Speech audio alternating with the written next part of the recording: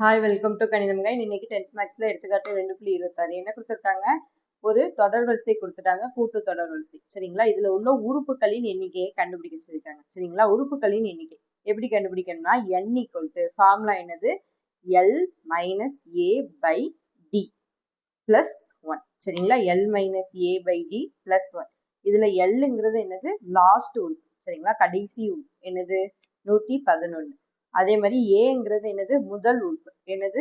3. சரிங்களா? டிங்கிறது ரெண்டு உறுப்புகளுக்கும் இடையில உள்ள வித்தியாசம். சரிங்களா? ரெண்டு உறுப்புகளுக்கும் இடையில உள்ள வித்தியாசம் 6 - 3 என்ன வரும்? 3.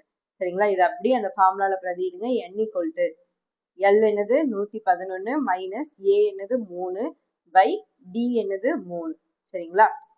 பிளஸ் 1. சரிங்களா? இப்ப பாருங்க, 111ல இருந்து 3 கழிச்சோம்னா என்ன வரும்? நம்மளுக்கு 108 பை 3 பிளஸ் 1. இப்போ இதை வந்து மீச்சமா எடுங்க. 3 வந்து காமனா எடுத்தீங்கன்னா என்ன வரும்? இங்க 3ஆல பெருக்கும். சரியா? 1ஓட 3ஆல பெருக்கணும்னா 1 3 3ன்னு வரும். சரியா? இப்ப பாருங்க, 108ஓட 3 கூட்டினோம்னா என்ன வரும்? 111 பை 3. சரிங்களா? அப்போ இதை வந்து அடிச்சீங்கன்னா என்ன வரும்?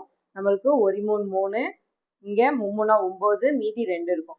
9னா 11ல இருந்து 9 கழிச்சோம்னா எத்தனை வரும்? மீதி 2 வரும். சரிங்களா? அப்போ 2ஐயும் இந்த 1ஐயும் சேர்த்துக்கிறோம். அப்படிதானே? 21 இருக்கும். அப்போ 1 3 3 7 3 21. சரியா? அப்போ மொத்தம் எத்தனை உறுப்புகள் இருக்கு? 37 உறுப்புகள் இருக்கு. சரிங்களா? அப்போ தொடர் வரிசையில் உள்ள உறுப்புகள், தொடர் வரிசையில் உள்ள உறுப்புகளின் எண்ணிக்கை, உறுப்புகளின் எண்ணிக்கை என்ன வரும்? 37. சரிங்களா? 37 ஆகும். இதோட இந்த சம் முடிஞ்சு. தேங்க்யூ ஃபார் வாட்சிங். சேனலை வந்து சப்ஸ்கிரைப் பண்ணி வச்சுக்கோங்க.